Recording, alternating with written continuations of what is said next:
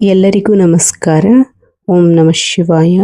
ಇಂದು ಈ ವಿಡಿಯೋದ ಮೂಲಕ ಮಿಥುನ ರಾಶಿಯವರ ಜಾತಕ ಫಲಿತಾಂಶಗಳ ಬಗ್ಗೆ ತಿಳಿದುಕೊಳ್ಳೋಣ. ಸ್ನೇಹಿತರೆ, ಈ ರಾಶಿಯವರಿಗೆ ಆಗಸ್ಟ್ 5 ಬುಧವಾರದ ದಿನ ಹೇಗಿರಲಿದೆ? ಬೆಳಗಿನಿಂದ ರಾತ್ರಿಯ ತನಕ ನಿಮ್ಮ ಜೀವನದಲ್ಲಿ ಯಾವ ಶುಭ ಘಟನೆಗಳು ನಡೆಯಬಹುದು, ಯಾವ ವಿಷಯಗಳಲ್ಲಿ ಎಚ್ಚರಿಕೆ ವಹಿಸಬೇಕು ಹಾಗೂ ಯಾವ ಅದೃಷ್ಟದ ಅವಕಾಶಗಳ ನಿಮ್ಮನ್ನು ಎದುರು ನೋಡುತ್ತಿವೆ ಎಂಬ ಸಂಪೂರ್ಣ ಮಾಹಿತಿಯನ್ನು ಇಂದಿನ ಈ ವಿಡಿಯೋದಲ್ಲಿ ತಿಳಿದುಕೊಳ್ಳೋಣ. ಹೀಗಾಗಿ ವಿಡಿಯೋವನ್ನು ಮಧ್ಯದಲ್ಲಿ ಸ್ಕಿಪ್ ಮಾಡದೆ ಕೊನೆಯವರೆಗೂ ನೋಡಿ. ಇಂದಿನ ದಿನ ಈ ರಾಶಿಯವರಿಗೆ ಕೆಲವು ಆಶ್ಚರ್ಯಕರ ಬೆಳವಣಿಗೆಗಳು ಕಾಣಿಸುತ್ತಿವೆ. ವಿಶೇಷವಾಗಿ ಒಬ್ಬ ಮಹಿಳೆಯ ಮೂಲಕ ನಿಮಗೆ ಒಂದು ಪ್ರಮುಖ ಫೋನ್ ಕರೆ ಅಥವಾ ಸಂದೇಶ ಬರುವ ಸಾಧ್ಯತೆ ಇದೆ. ಆ ಮಾಹಿತಿಯು ನಿಮ್ಮ ಜೀವನದಲ್ಲಿ ಹೊಸ ತಿರುವು ತರಬಹುದಾದ ಕಾರಣ. ಅದರ ಬಗ್ಗೆ ಸಂಪೂರ್ಣವಾಗಿ ತಿಳಿಯಲು ವಿಡಿಯೋವನ್ನು ಕೊನೆಯವರೆಗೂ ನೋಡಿ. ಬೆಳಿಗ್ಗೆ ನಿದ್ರೆಯಿಂದ ಎದ್ದ ತಕ್ಷಣ ನಿಮ್ಮಲ್ಲಿ ಹೊಸ ಉತ್ಸಾಹ ಮತ್ತು ಆತ್ಮವಿಶ್ವಾಸ ಕಾಣಿಸಿಕೊಳ್ಳುತ್ತದೆ. ಬಹಳ ದಿನಗಳಿಂದ ನಿಂತು ಹೋಗಿದ್ದ ಒಂದು ಕೆಲಸ ಮತ್ತೆ ಆರಂಭವಾಗುವ ಸಾಧ್ಯತೆ ಇದೆ. ಮನೆಯವರ ಸಹಕಾರ ಮತ್ತು ಹಿರಿಯರ ಆಶೀರ್ವಾದ ನಿಮ್ಮೊಂದಿಗೆ ಇರುತ್ತದೆ. ಆದ್ದರಿಂದ ಇಂದು ನೀವು ಆರಂಭಿಸುವ ಕೆಲಸಗಳಿಗೆ ಉತ್ತಮ ಫಲಿತಾಂಶ ದೊರೆಯುವ ಸಾಧ್ಯತೆ ಹೆಚ್ಚಿದೆ. ಉದ್ಯೋಗದಲ್ಲಿರುವವರಿಗೆ ಮೇಲಧಿಕಾರಿಗಳಿಂದ ಪ್ರಶಂಸೆ ಸಿಗಬಹುದು. ನಿಮ್ಮ ಕೆಲಸದ ಬಗ್ಗೆ ಒಳ್ಳೆಯ ಹೆಸರು ಬರಬಹುದು. ವ್ಯಾಪಾರ ಮಾಡುವವರಿಗೆ ಹೊಸ ಪರಿಚಯಗಳು ಮತ್ತು ಹೊಸ ವ್ಯವಹಾರ ಅವಕಾಶಗಳು ದೊರೆಯುವ ಸೂಚನೆಗಳಿವೆ. ಆರ್ಥಿಕ ವಿಷಯಗಳಲ್ಲಿ ಆದಾಯ ಉತ್ತಮವಾಗಿದ್ದರೂ ಅನಗತ್ಯ ಖರ್ಚುಗಳನ್ನು ನಿಯಂತ್ರಿಸಿದರೆ ಇನ್ನಷ್ಟು ಲಾಭವಾಗುತ್ತದೆ. ಮಧ್ಯಾಹ್ನದ ವೇಳೆಗೆ ಒಂದು ಮಹತ್ವದ ಸುದ್ದಿ ನಿಮ್ಮನ್ನು ತಲುಪುವ ಸಾಧ್ಯತೆ ಇದೆ. ವಿಶೇಷವಾಗಿ ಒಬ್ಬ ಮಹಿಳೆಯಿಂದ ಫೋನ್ ಕರೆ ಅಥವಾ ಸಂದೇಶ ಬರಬಹುದು. ಆ ಕರೆ ಬಂದಾಗ ಅದನ್ನು ನಿರ್ಲಕ್ಷಿಸಬೇಡಿ. ಸಾಧ್ಯವಾದರೆ ಶಾಂತವಾದ ಸ್ಥಳದಲ್ಲಿ ಕುಳಿತು ಸಂಪೂರ್ಣವಾಗಿ ಆ ಮಾತನ್ನು ಕೇಳಿ. ಆ ಸಂಭಾಷಣೆಯಲ್ಲಿ ನಿಮ್ಮ ಭವಿಷ್ಯಕ್ಕೆ ಉಪಯೋಗವಾಗುವ ಮಾಹಿತಿ ಅಥವಾ ಶುಭ ಸುದ್ದಿ ಅಡಗಿರುವ ಸಾಧ್ಯತೆ ಇದೆ. ಜ್ಯೋತಿಷ್ಯದ ಸೂಚನೆಗಳ ಪ್ರಕಾರ ಆ ಮಹಿಳೆಯ ಹೆಸರಿನ ಮೊದಲ ಇಂಗ್ಲಿಷ್ ಅಕ್ಷರ ಎಂ ಆಗಿರಬಹುದು ಎಂದು ಹೇಳಲಾಗುತ್ತದೆ. ಆದರೆ ಇದು ಕೇವಲ ಜ್ಯೋತಿಷ್ಯದ ಸೂಚನೆ ಮಾತ್ರ. ಪ್ರತಿಯೊಬ್ಬರ ಜೀವನದಲ್ಲೂ ಇದೇ ರೀತಿಯಾಗಿ ನಡೆಯುತ್ತದೆ ಎಂದು ಭಾವಿಸಬೇಡಿ. ಸಂಜೆಯ ವೇಳೆಗೆ ಮನೆಯ ವಾತಾವರಣ ಸಂತೋಷಕರವಾಗಿರುತ್ತದೆ. ಕೆಲ ದಿನಗಳಿಂದ ಸಂಪರ್ಕದಲ್ಲಿರದ ಒಬ್ಬ ವ್ಯಕ್ತಿಯೊಂದಿಗೆ ಮತ್ತೆ ಮಾತನಾಡುವ ಅವಕಾಶ ಬರಬಹುದು. ನೀವು ತಾಳ್ಮೆಯಿಂದ ಮಾತನಾಡಿದರೆ ಸಣ್ಣ ಪುಟ್ಟ ಸಮಸ್ಯೆಗಳು ಸುಲಭವಾಗಿ ಪರಿಹಾರವಾಗುತ್ತವೆ. ಆರೋಗ್ಯದ ಕಡೆ ಸ್ವಲ್ಪ ಗಮನ ಕೊಡಿ. ಆಯಾಸ, ಒತ್ತಡ ಅಥವಾ ನಿದ್ರಾಹೀನತೆ ಕಾಣಿಸಿಕೊಳ್ಳುವ ಸಾಧ್ಯತೆ ಇದೆ. ಆದ್ದರಿಂದ ಸಮಯಕ್ಕೆ ಸರಿಯಾಗಿ ಊಟ ಮಾಡಿ, ಸಾಕಷ್ಟು ನೀರು ಕುಡಿಯಿರಿ ಮತ್ತು ವಿಶ್ರಾಂತಿ ಪಡೆಯಿರಿ. ವಾಹನ ಚಾಲನೆ ಮಾಡುವವರು ವಿಶೇಷ ಎಚ್ಚರಿಕೆ ವಹಿಸಿ. ಅನಗತ್ಯ ವಾದ ವಿವಾದಗಳಿಂದ ದೂರವಿರುವುದು ಉತ್ತಮ. ಈಗ ಮಿಥುನ ರಾಶಿಯು ರಾಶಿಚಕ್ರದ 3ನೇ ರಾಶಿಚಕ್ರ ಚಿಹ್ನೆಯಾಗಿದೆ. ಮಿಥುನ ರಾಶಿಯು ಮೃಗಶಿರ ನಕ್ಷತ್ರ 3 ಮತ್ತು 4ನೇ ಪಾದ, ಆರಿದ್ರ ನಕ್ಷತ್ರ 1, 2, 3 ಮತ್ತು 4 ಪಾದಗಳು, ಪುನರ್ವಸು ನಕ್ಷತ್ರ 1, 2 ಮತ್ತು 3ನೇ ಪಾದಗಳು, ಒಟ್ಟು 9 ಪಾದಗಳನ್ನು ಒಳಗೊಂಡಿದೆ. ಮಿಥುನ ರಾಶಿಯ ಗ್ರಹಾಧಿಪತಿಯು ಬುಧನಾಗಿರುತ್ತಾನೆ. ಈ ರಾಶಿಯವರ ಸ್ವಭಾವ ತುಂಬ ದೃಢವಾಗಿರುತ್ತದೆ. ಯಾವುದೇ ಕೆಲಸವನ್ನು ಸಂಪೂರ್ಣ ನಿಷ್ಠೆಯಿಂದ ಮಾಡುತ್ತಾರೆ. ಒಮ್ಮೆ ನಂಬಿದ ವ್ಯಕ್ತಿಯನ್ನು ಜೀವನ ಪೂರ್ತಿ ಗೌರವಿಸುತ್ತಾರೆ. ಆದರೆ ಒಮ್ಮೆ ಮೋಸವಾದರೆ ಅದನ್ನು ಸುಲಭವಾಗಿ ಮರೆತು ಬಿಡುವುದಿಲ್ಲ. ಧೈರ್ಯ, ಆತ್ಮವಿಶ್ವಾಸ ಮತ್ತು ದೃಢ ಸಂಕಲ್ಪ ಇವರ ಪ್ರಮುಖ ಗುಣಗಳು. ಕಷ್ಟದ ಸಮಯದಲ್ಲೂ ಹಿಂದೆ ಸರಿಯದೆ ಸಮಸ್ಯೆಗೆ ಪರಿಹಾರ ಹುಡುಕುವ ಸ್ವಭಾವ ಇವರದು. ತಮ್ಮ ಭಾವನೆಗಳನ್ನು ಎಲ್ಲರೊಂದಿಗೆ ಹಂಚಿಕೊಳ್ಳುವುದಕ್ಕಿಂತ ಮನಸ್ಸಿನಲ್ಲೇ ಇಟ್ಟುಕೊಳ್ಳುವ ಗುಣವು ಇವರಲ್ಲಿ ಹೆಚ್ಚಿರುತ್ತದೆ. ಆದ್ದರಿಂದ ಕೆಲವರು ಇವರನ್ನು ಸರಿಯಾಗಿ ಅರ್ಥ ಮಾಡಿಕೊಳ್ಳಲು ಸಾಧ್ಯವಾಗುವುದಿಲ್ಲ. ಇಂದಿನ ದಿನ ನಿಮಗೆ ಶುಭ ಬಣ್ಣಗಳು ಕೆಂಪು, ಮರೂನ್ ಮತ್ತು ಕೇಸರಿ. ಈ ಬಣ್ಣದ ಉಡುಪುಗಳು ಧರಿಸುವುದು ಅಥವಾ ಈ ಬಣ್ಣಗಳನ್ನು ಹೆಚ್ಚು ಬಳಸುವುದು ಆತ್ಮವಿಶ್ವಾಸವನ್ನು ಹೆಚ್ಚಿಸಿ ಶುಭ ಫಲಿತಾಂಶಗಳನ್ನು ತರಬಹುದು ಎಂದು ಜ್ಯೋತಿಷ್ಯ ಸಂಪ್ರದಾಯ ಹೇಳುತ್ತದೆ. ಇಂದಿನ ಶುಭ ಸಂಖ್ಯೆಗಳು 3 ಮತ್ತು 18.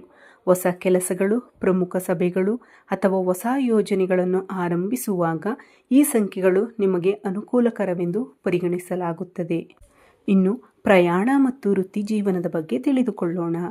ನಾಳೆಯ ದಿನ ದಕ್ಷಿಣ ಹಾಗೂ ಆಗ್ನೇಯ ದಿಕ್ಕಿನ ಕಡೆ ಮಾಡುವ ಪ್ರಯಾಣಗಳು ನಿಮಗೆ ಅನುಕೂಲಕರವಾಗಿರಬಹುದು. ಉದ್ಯೋಗ, ವ್ಯಾಪಾರ ಅಥವಾ ಕುಟುಂಬದ ಕೆಲಸಕ್ಕಾಗಿ ಮಾಡುವ ಪ್ರಯಾಣಗಳಿಂದ ಉತ್ತಮ ಫಲಿತಾಂಶಗಳು ಸಿಗುವ ಸಾಧ್ಯತೆ ಇದೆ. ಆದರೆ ಪ್ರಯಾಣಕ್ಕೆ ಹೊರಡುವ ಮುನ್ನ ಅಗತ್ಯ ದಾಖಲೆಗಳು, ಹಣ ಮತ್ತು ಇತರ ಮುಖ್ಯ ವಸ್ತುಗಳನ್ನು ಒಮ್ಮೆ ಪರಿಶೀಲಿಸಿಕೊಳ್ಳಿ. ವಾಹನ ಚಾಲನೆ ಮಾಡುವವರು ವೇಗವನ್ನು ನಿಯಂತ್ರಿಸಿ, ಟ್ರಾಫಿಕ್ ನಿಯಮಗಳನ್ನು ಕಟ್ಟುನಿಟ್ಟಾಗಿ ಪಾಲಿಸಿ. ಇನ್ನು ವಿವಿಧ ಕ್ಷೇತ್ರಗಳಲ್ಲಿ ಇರುವವರಿಗೆ ನಾಳೆಯ ದಿನ ಹೇಗಿರಲಿದೆ ಎಂಬುದನ್ನು ನೋಡೋಣ. ಸರ್ಕಾರಿ ಉದ್ಯೋಗ, ಪೊಲೀಸ್ ಇಲಾಖೆ, ರಕ್ಷಣಾ ಇಲಾಖೆ, ವೈದ್ಯಕೀಯ ಕ್ಷೇತ್ರ, ಫಾರ್ಮಸಿ, ಇಂಜಿನಿಯರಿಂಗ್, ನಿರ್ಮಾಣ ಕ್ಷೇತ್ರ, ಕೃಷಿ, IT, ಸಾಫ್ಟ್ವೇರ್, ಬ್ಯಾಂಕಿಂಗ್, ಶಿಕ್ಷಣ, ಸಂಶೋಧನೆ, ಎಲೆಕ್ಟ್ರಾನಿಕ್ಸ್ ಹಾಗೂ ಸಣ್ಣ ಮತ್ತು ಮಧ್ಯಮ ಉದ್ಯಮಗಳಲ್ಲಿ ಇರುವವರಿಗೆ ಉತ್ತಮ ಅವಕಾಶಗಳು ಕಾಣಿಸುತ್ತಿವೆ. ಬಹಳ ದಿನಗಳಿಂದ ಬಾಕಿ ಉಳಿದಿದ್ದ ಕೆಲಸಗಳು ಪೂರ್ಣಗೊಳ್ಳುವ ಸಾಧ್ಯತೆ ಇದೆ. ಮೇಲಧಿಕಾರಿಗಳಿಂದ ಪ್ರಶಂಸೆ ದೊರೆಯಬಹುದು. ಹೊಸ ಜವಾಬ್ದಾರಿಗಳು ಮತ್ತು ಉತ್ತಮ ಅವಕಾಶಗಳು ನಿಮ್ಮ ಮುಂದೆ ಬರಬಹುದು.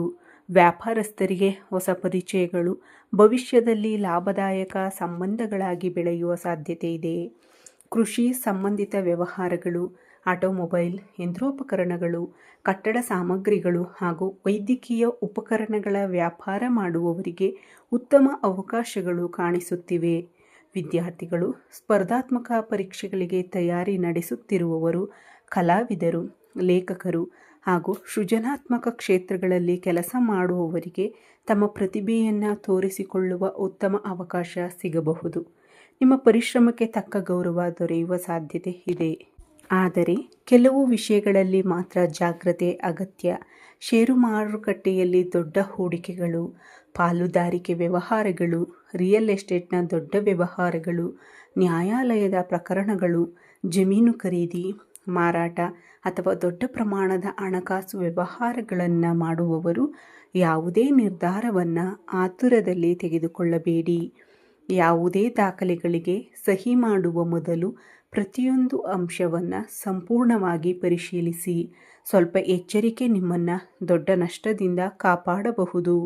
ಉದ್ಯೋಗದಲ್ಲಿರುವವರಿಗೆ ಸಹೋದ್ಯೋಗಿಗಳೊಂದಿಗೆ ಸಣ್ಣ ಪುಟ್ಟ ತಪ್ಪು ಅರ್ಥೈಸಿಕೆಗಳು ಉಂಟಾಗುವ ಸಾಧ್ಯತೆ ಇದೆ. ಆದ್ದರಿಂದ ಮಾತಿನಲ್ಲಿ ತಾಳ್ಮೆ ಮತ್ತು ವಿನಯ ಇರಲಿ. ಕುಟುಂಬದ ವ್ಯವಹಾರ ನಡೆಸುತ್ತಿರುವವರು ಹಿರಿಯರ ಸಲಹೆ ಪಡೆದು ಮುಂದುವರೆದರೆ ಉತ್ತಮ ಫಲಿತಾಂಶ ಪಡೆಯಬಹುದು.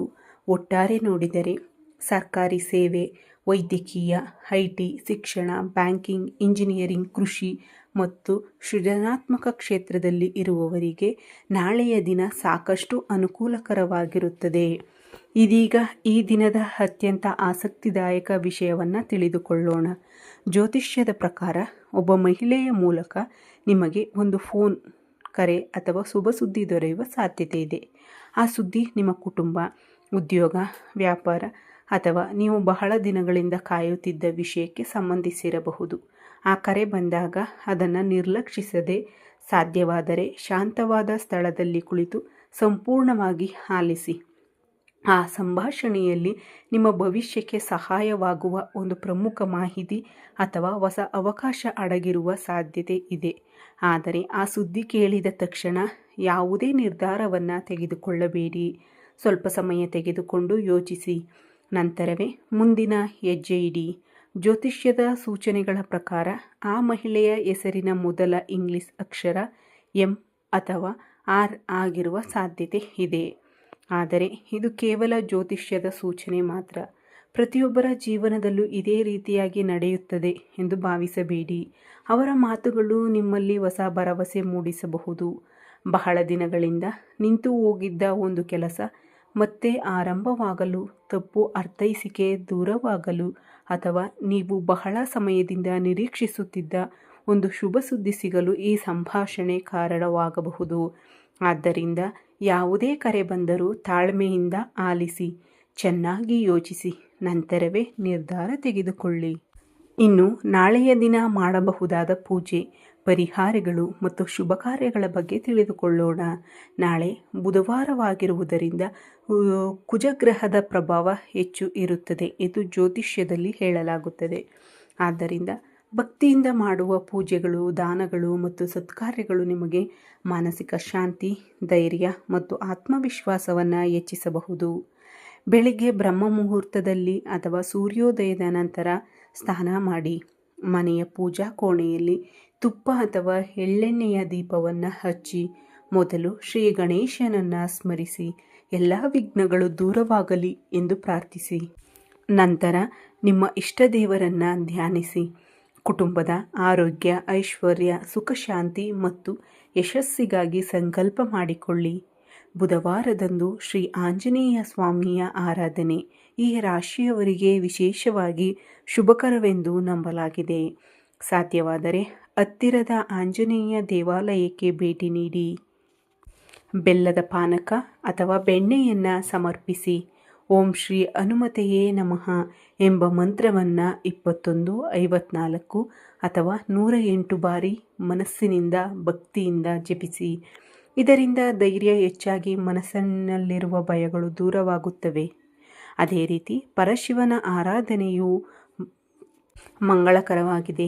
ಶಿವಲಿಂಗಕ್ಕೆ ನೀರನ್ನು ಅರ್ಪಿಸಿ ಓಂ ನಮಃ ಶಿವಾಯ ಮಂತ್ರವನ್ನು ಜಪಿಸಿ ಕುಟುಂಬದಲ್ಲಿ ಶಾಂತಿ ನೆಲೆಸಲಿ ಮತ್ತು ಮನಸ್ಸಿಗೆ ನೆಮ್ಮದಿ ದೊರೆಯಲಿ ಎಂದು ಪ್ರಾರ್ಥಿಸಿ.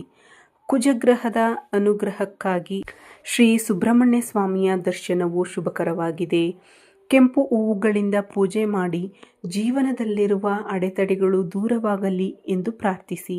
ಆರೋಗ್ಯದ ವಿಷಯದಲ್ಲಿ ನಾಳೆಯ ದಿನ ಆಯಾಸ, ತಲೆನೋವು, ರಕ್ತದೊತ್ತಡ, ಕೀಲು ನೋವು ಅಥವಾ ಮಾನಸಿಕ ಒತ್ತಡದಂತಹ ಸಣ್ಣ ಸಮಸ್ಯೆಗಳು ಕಾಣಿಸಿಕೊಳ್ಳುವ ಸಾಧ್ಯತೆ ಇದೆ.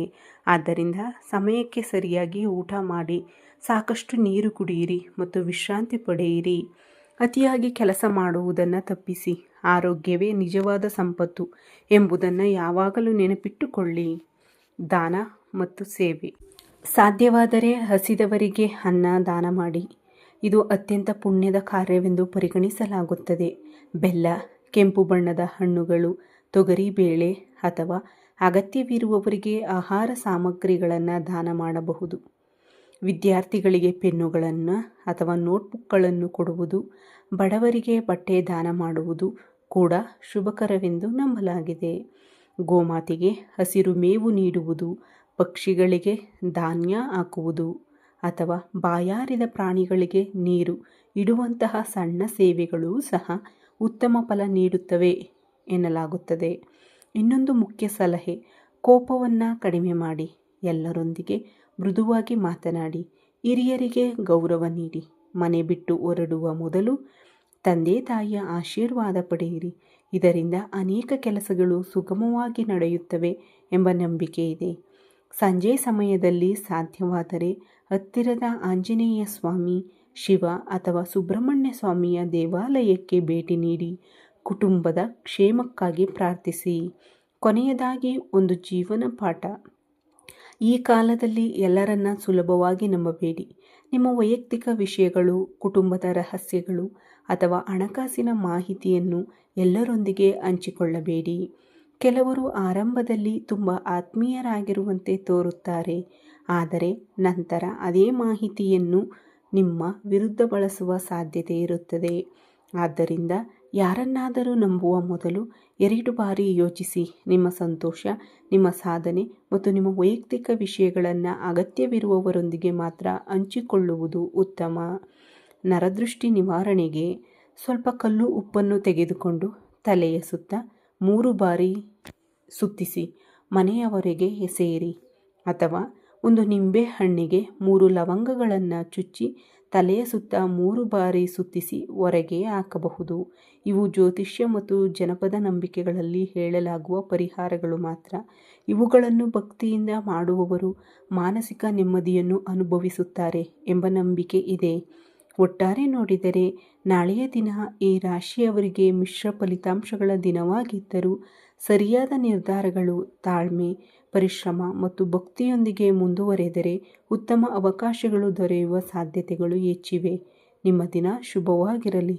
ದೇವರ ಕೃಪೆ ಸದಾ ನಿಮ್ಮ ಮತ್ತು ನಿಮ್ಮ ಕುಟುಂಬದ ಮೇಲೆ ಇರಲಿ. ಈ ವಿಡಿಯೋ ನಿಮಗೆ ಇಷ್ಟವಾದರೆ ಒಂದು ಲೈಕ್ ನೀಡಿ. ಇಂತಹ ಪ್ರತಿದಿನದ ರಾಶಿ ಭವಿಷ್ಯ ಪೂಜೆಗಳು, ಪರಿಹಾರಗಳು ಮತ್ತು ಶುಭ ಸಮಯಗಳ ಮಾಹಿತಿಗಾಗಿ ನಮ್ಮ ಚಾನಲನ್ನು ಸಬ್ಸ್ಕ್ರೈಬ್ ಮಾಡಿ ಹಾಗೂ ಬೆಲ್ಲೈಕನ್ ಒತ್ತುವುದನ್ನು ಮರೆಯಬೇಡಿ. ಧನ್ಯವಾದಗಳು. ಮತ್ತೆ ಮುಂದಿನ ವಿಡಿಯೋದಲ್ಲಿ ಭೇಟಿಯಾಗೋಣ.